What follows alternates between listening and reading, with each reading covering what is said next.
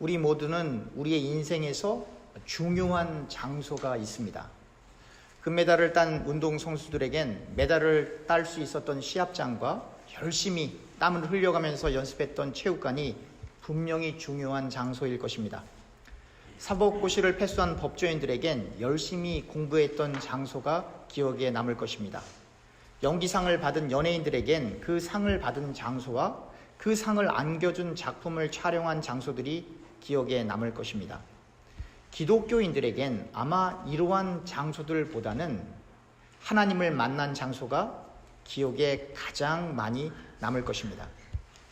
물론 어떤 특별한 장소가 있어서 하나님을 만난 것이 아니라 하나님을 만났기 때문에 그 장소가 특별한 장소로 기억에 남는 것이죠.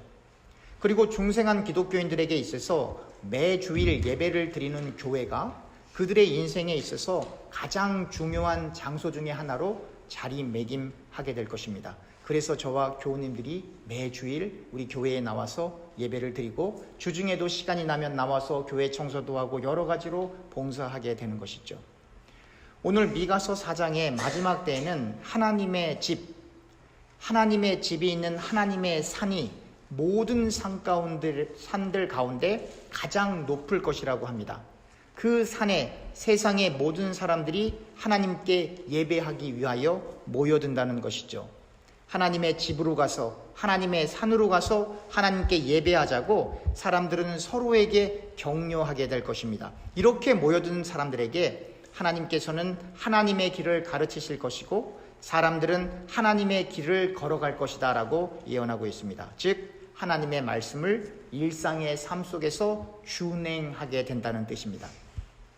하나님을 전심으로 예배하는 것은 하나님의 집에서만 준행하는 것이 아니라 반드시 하나님의 집에 오기 전에 우리의 평범한 삶 속에서 하나님의 말씀을 지키는 삶의 예배가 있어야 하기 때문에 하나님께서는 예배를 드리기 위해 모인 이들에게 하나님의 길, 하나님의 말씀을 가르치시는 것입니다.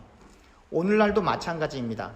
하나님께 많은 사람들이 예배를 드리러 오고 예배 시간에 찬양과 기도로 입을 열어 하나님을 높이지만 그와 동시에 설교를 통해 그리고 성경 공부를 통해 하나님의 길, 하나님의 말씀을 배우는 이유는 우리의 생활 가운데 삶으로 하나님께 예배드리는 것이 중요하기 때문입니다. 또한 우리가 한 입으로 주일날 하나님을 높이지만 우리의 일터에서, 가정에서, 다른 장소들에서 올바르지 못한 말을 해서는 안 되는 이유가 바로 삶으로 드려지는 이 예배 때문인 것입니다. 야고보서 3장 9절에서부터 10절을 세 번역으로 읽어보면 우리는 혀로 주님이신 아버지를 찬양하기도 하고 또 이 혀로 하나님의 형상대로 지음받은 사람들을 저주하기도 합니다. 또 같은 입으로 찬양도 나오고 저주도 나옵니다. 나의 형제 자매 여러분, 이렇게 해서는 안 됩니다. 우리의 입은 우리의 마음에 있는 내용이 전달되어지는 신체의 한 기관입니다. 우리가 저주의 말을 한다는 것은 우리의 마음이 하나님의 말씀으로 가득 차 있지 않다라고 하는 것을 증명하고 있는 것입니다. 우리의 마음이 하나님의 말씀으로 가득 차면 우리의 입에서 저주의 말이 나오기 힘들 것입니다. 그러므로 우리가 하나님의 교회에 와서 하나님께 신령과 진정으로 예배를 드리기 위해 반드시 선행돼야 하는 것은 우리의 입에서 올바르지 못한 말들을 우리의 가족들에게, 이웃들에게 혹은 친구들에게 하지 않도록 우리의 마음을 하나님의 말씀으로 잘 다스려야 하는 것입니다. 하나님께서는 또한 사람들을 중재하셔서 멀리 있는 강한 나라들 사이에 있었던 분쟁을 해결하실 것이라고 미가 선지자는 예언합니다. 더 이상 국가들 간의 싸움이나 전쟁이 없고 모든 사람들은 두려움 없이 평화롭고 풍족한 삶을 살 것이다 라고 예언합니다. 다른 민족들이 그들의 우상을 따르겠지만 그러나 하나님의 백성은 영원토록 하나님만을 따를 것을 예언합니다. 이스라엘 사람들이나 오늘날 이 세상을 살아가는 이들이나 필요한 것은 행복일 것입니다. 이스라엘 백성들이 하나님의 말씀에 벗어나 우상을 숭배함으로 하나님 밖에서 행복을 찾으려고 부단히 시도하였습니다. 오늘날은 어떻습니까? 자꾸 사람들은 하나님 밖에서 행복을 찾으려 하고 있지 않습니까? 오늘날 기독교인들은 바알과 아세라와 같은 우상들을 찾아가는 경우는 드물지만 돈의 노예가 되어, 쾌락의 노예가 되어, 권력의 노예가 되어, 명예의 노예가 되어 하나님의 말씀보다는 자신의 생각을 의지하여 다른 모양을 하고 있는 바알과 아세라를 여전히 섬기고 있는지도 모르겠습니다. 그러나 우리가 하나님의 말씀에 온전히 거하게 되면 분명 하나님이 약속하신 축복이 있습니다. 하나님께서 아담과 하와를 창조하신 후 이들에게 에덴 동산에 거하게 되었을 때 그들은 부족함이 없었습니다. 부끄러움도 없었습니다. 하나님과 교제하는데 아무런 어려움이 없었습니다. 그러나 하나님께서 금하신 선과 악을 알게 하는 나무의 열매를 먹은 후에는 하나님과의 관계가 이전처럼 이어지지 못했습니다. 부끄러움을 알게 되었습니다. 에덴 동산에서 추방되었습니다. 이제 삶 속에 부족함을 느끼게 되었습니다. 하나님의 말씀을 어기고 하나님의 관계가 단절되게 되었을 때 인간은 부족함을 느끼게 됩니다. 이것은 단순히 우리의 눈에 보이는 물질적인 것만을 이야기하는 것이 아닙니다. 만족이란 눈에 보이는 것에서부터 시작하는 것이 아니라 내면의 마음가짐에서부터 시작하기 때문입니다. 돈은 아무리 많이 가져도 더 갖고 싶은 것입니다. 지금 가지고 있는 돈에 만족하지 못하여 사람들은 지속적으로 더 많은 돈을 벌기 위해 노력하는 것입니다. 쾌락을 추구하는 것은 주변에 있는 모든 사람들을 힘들게 하고 주변에 있는 모든 관계를 상하게 할 뿐만 아니라 결국 스스로 감당할 수 없는 어려움으로 떨어지게 만드는 독과 같은 것입니다. 권력 역시 현재 가지고 있는 그 권력을 소유하기 위해 그리고 그 권력을 유지하기 위해 해서는 안 될 일들을 얼마나 많이 해야 하는지 정치에 관련된 신문 기사를 보시면 쉽게 우리가 알 수 있습니다. 누군가는 반드시 해야 하는 일들이지만 그러나 인간 세상에서의 권력은 지속되지 않습니다. 오늘의 시대에는 대통령들도 감옥에 가는 시대입니다. 명예는 사실 오늘날의 사람들이 신경을 잘 쓰지 않습니다. 명예보다는 대부분의 사람들이 돈과 권력을 선호하기 때문이죠. 그러나 명예를 중시 여기는 사람들은 지금 당장 굶어 죽어도 무엇을 부탁하는 일을 못하는 사람들입니다. 늘 자기 자신의 이름을 중요시 여기는 사람들이죠. 하지만 그 명예로 인해 무엇을 얻기보다는 소중한 주변에 있는 사람들을 잃어버린다는 사실을 뒤늦게 깨닫게 될 것입니다. 결국 돈, 쾌락, 권력, 명예 등에 해당하는 요소들은 현 시대의 현대판 바알과 아세라에 해당하는 것들입니다. 우리는 신약 성경을 읽어가면서 예수님의 제자들 중에 이러한 것들을 따라간 사람들은 단 한 명도 없음을 알게 됩니다. 또한 돈, 쾌락, 권력, 명예를 얻은 사람들의 마음을 위로하기 위해 이러한 것을 추구하는 사람들에게 어떤 정당성을 제공하는 설교를 예수님께서는 단 한 편도 하지 않으셨습니다. 사도 바울도 베드로도 그 외에 다른 제자들도 이러한 사람들을 정당화해주는 그렇게 해도 괜찮습니다라고 하는 어떠한 성경적인 근거를 제시하는 설교를 단 한 번도 하지 않았습니다. 사랑하는 교우님들, 우리가 정말로 예수님을 믿는다면 우리가 돈을 따라갈 수 있겠습니까? 우리가 정말로 우리를 위해 피 흘리신 예수님을 믿는다면 정말 쾌락을 따라갈 수 있겠습니까? 정말 우리를 위해 그 모진 고통을 당하신 예수님을 우리의 구주로 고백한다면 우리가 권력이나 명예 같은 것을 따라갈 수 있겠습니까? 예수님 제자들 가운데 어부 출신들은 돈을 벌 수 있는 도구인 배와 그물을 전부 내려놓고 그냥 예수님을 따라갔습니다. 예수님은 결혼 이외에 이성관계에 대하여 엄하게 경계하셨습니다. 마태복음 5장 27절에서부터 28절을 세번역으로 보면 간음하지 말아라 하고 말한 것을 너희는 들었다. 그러나 나는 너희에게 말한다. 여자를 보고 음욕을 품는 사람은 이미 마음으로 그 여자를 범하였다. 예수님은 여자를 보고 음욕을 품는 사람은 이미 간음을 한 것이나 다름없다고 말씀하신 것입니다. 그래서 음란물을 보시면 안 되는 거예요.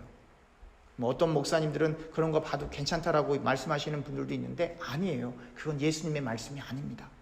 왜냐하면 마음으로 음욕을 품으면 이미 하나님의 법에 따르면 간음한 것이나 다름이 없기 때문이죠. 예수님은 단 한 번도 이 세상의 권력과 명예에 관심을 가지신 적이 없습니다. 그뿐만 아니라 예수님의 제자들 역시 하나같이 이 세상의 권력과 명예를 따라간 적이 없습니다. 오직 예수님의 말씀을 증거하는 일에 예수 그리스도의 복음만을 증거하기 위해 일평생을 보냈습니다.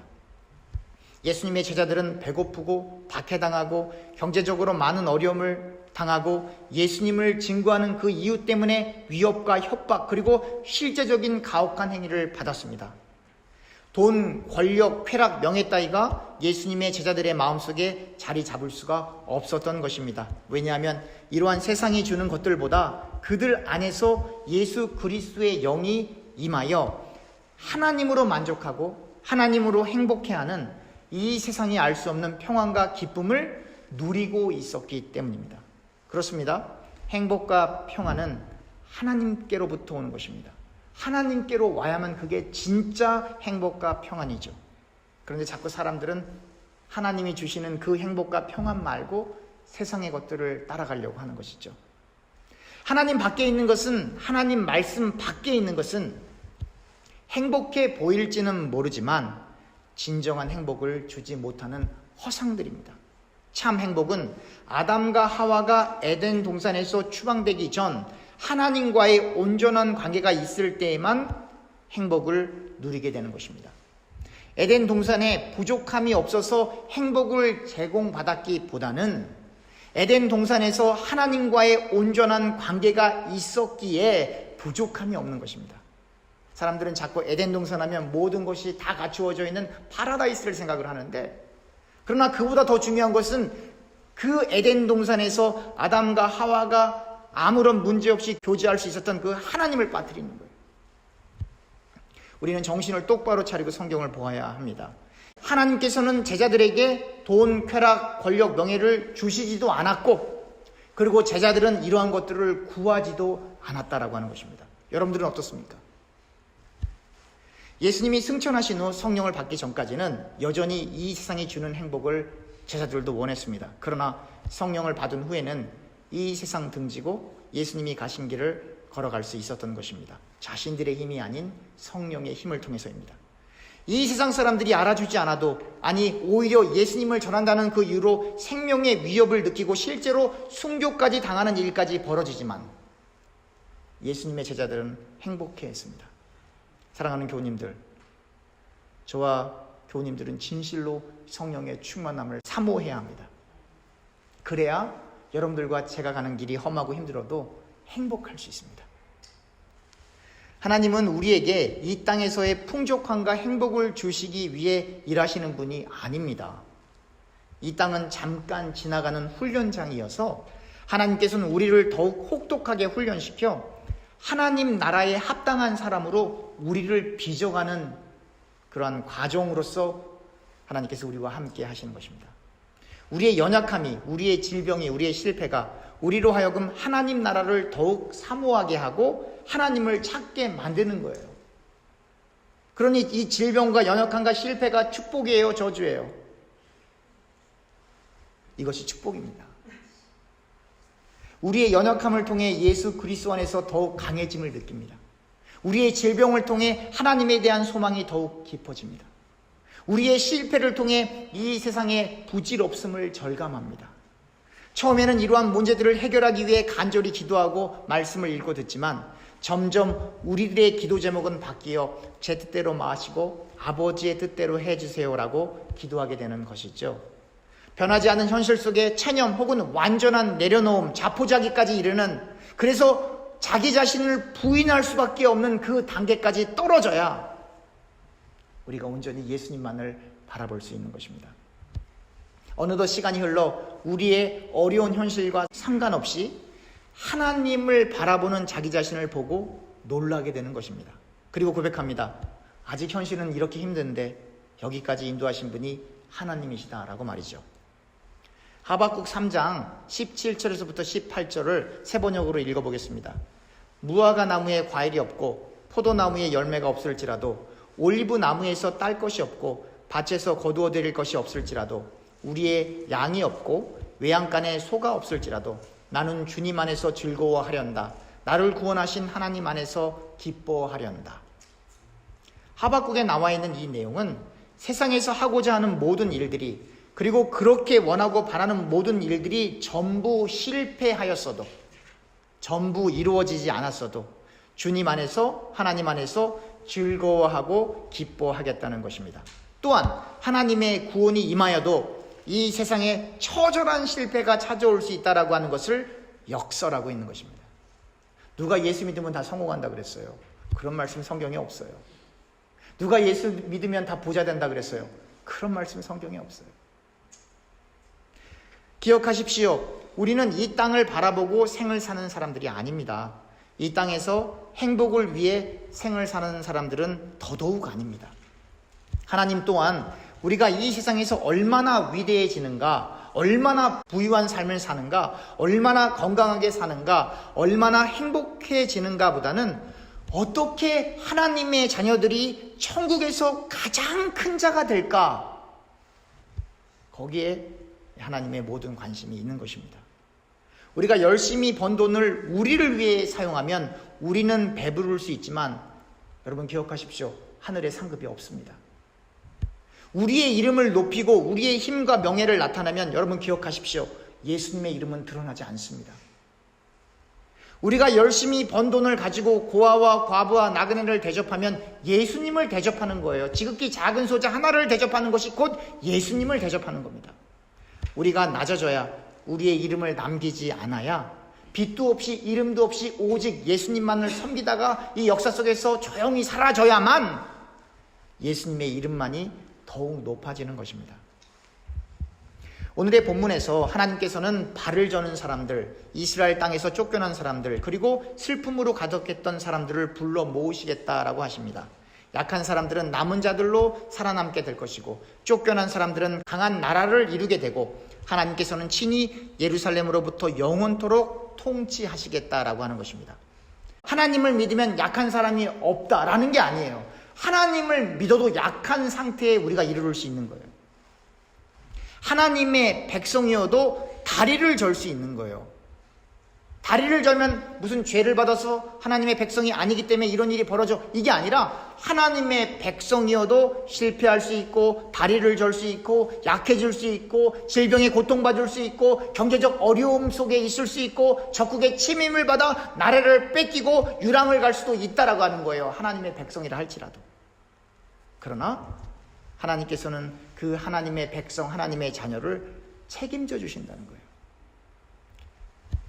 이와 마찬가지로 우리 역시 우리가 예기치 못했던, 상상도 못했던 여러 가지 어려움과 고통을 당할 수도 있습니다.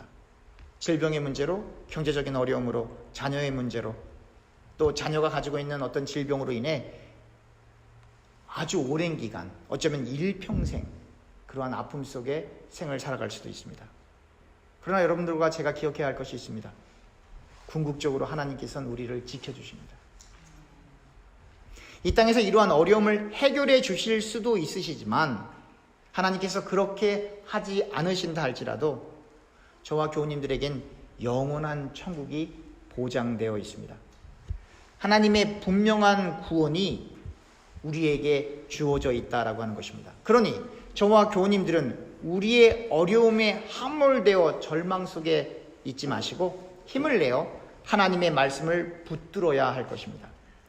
바벨론에 의해 남한국 유다가 멸망해버리고, 여러분들 정말 이스라엘의 역사는요, 제가 성경 공부 시간에 자세히 설명하겠지만 우리의 입으로 담을 수가 없을 만큼 힘든 역사였어요.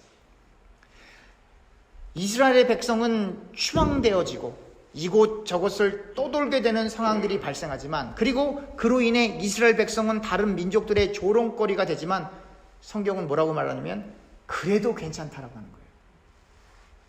이스라엘 백성의 범죄함으로 이러한 어려움을 겪는 거예요. 여러분들과 저 역시 우리가 이 세상을 살아가면서 범죄하게 되면 이스라엘 백성이 겪었던 그 어려움을 우리도 당하게 됩니다. 우리라고 예외가 아니에요. 그 범죄가 괜찮다는 것이 아니라 그럼에도 불구하고 우리가 회개하고 돌이키면 하나님이 우리를 붙들어 주신다라고 하는 거예요. 하나님의 생각과 하나님의 계획은 결국 이스라엘 백성들을 다시 모아 강성하게 하실 것이기 때문이죠. 우리 역시 마찬가지입니다. 우리의 상황, 여건, 처지를 바라보지 마십시오. 하나님만을 전적으로 바라보아야 합니다. 하나님을 전적으로 의존해야 합니다. 하나님이 우리를 위해 예비하신 천국을 사모해야 합니다. 우리에게 주시는 하나님의 말씀을 읽고 듣는 일에 최선을 다해야 합니다. 기도를 멈추어서는 절대로 안 됩니다. 왜냐하면 이 땅이 전부가 아니기 때문입니다. 우리에게 가장 합당한 어려움을 여러분들과 저는 인정하고 싶지 않고 여러분들과 저는 받아들이기 싫겠지만 하나님께서는 우리에게 가장 합당한 어려움을 하나님께서 허용하시는 거예요. 하나님께서 그 아픔을 주신다라기보다는 하나님께서 그 아픔을 우리 가운데 허용하시는 거예요. 왜냐하면 본심이 그 아픔으로 우리가 고통당하는 게 아니시기 때문이에요. 그러나 허용하시는 거예요. 그 아픔을 통하여 우리가 더욱 영적으로 성숙하여 하나님 나라의 합당한 자녀로 성장해 나가야 되기 때문에 그 어려움을 통하여 더욱 하나님을 의존하게 만드시는 것이죠. 그리하여 무사히 천국으로 인도하시길 원하시기 때문입니다. 예수님이 이 땅에 오셔서 십자가에 달리신 이유는 하나님의 자녀들을 천국으로 데려가기 위함입니다. 그리고 예수님의 모든 제자들은 이 복음을 전했어요. 예수 그리스도의 보혈, 주는 그리스도시여 살아계신 하나님의 아들이십니다. 예수 그리스도를 믿어야만 천국에 갈 수 있습니다. 다른 길은 없습니다. 그러므로 저와 교우님들은 어떠한 상황에서도 흔들림 없이 하나님의 말씀을 의지하고 아담과 하와가 범죄한 그 죄를 반복하지 않도록 깨어서 기도하는 일에 최선을 다해야 하는 것입니다. 여러분들과 저는 하루에 얼마나 많이 선악과를 따먹습니까? 거의 날마다 하나씩은 먹고 있지는 않습니까? 그런데 더 큰 문제는 그 하나님의 말씀을 어기는 일상의 삶을 살면서도 그것을 죄로 여기지 않는다는 거예요. 그리고 강단에서 나오는 말씀은, 메시지들은 죄책감을 갖지 말라는 거예요. 아니요, 죄책감을 가지셔야 돼요. 날마다 회개하셔야 돼요. 날마다 침상에서 우셔야 돼요. 다시는 같은 죄를 범하지 않도록 도와달라고. 우리가 진실로 하나님을 사모하고 하나님의 말씀을 사모하면 정말로 여러분들과 저는 하나님을 더욱 사모하게 될 것입니다. 하나님을 통해서 무엇을 얻는 것보다는, 세상 사람들이 추구하는 그 밸류보다는 하나님 그 자체, 하나님 안에서 하나님이 주시는 그 평안과 기쁨 그 자체로 행복할 것입니다. 그전에는 하나님 오늘 제가 예배를 잘 드리고 헌금하고 봉사하고 헌신하면 하나님 이복 주세요 라고 하는 세상의 밸류를 구했었겠지만, 우리가 말씀을 깊이 있게 묵상하게 되면 이렇게 마음가짐이 바뀔 거예요. 하나님, 우리가 이 주일날 다른 데 안 가고 하나님 앞에 예배 드릴 수 있도록 도와주셔서 감사합니다. 제가 원하는 건 더 이상 없습니다. 하나님이 내 아버지 되십니다. 이와 같은 고백이 저와 교우님들의 심령 속에 퍼져나오시길 주님의 이름으로 축원합니다. 기도하겠습니다.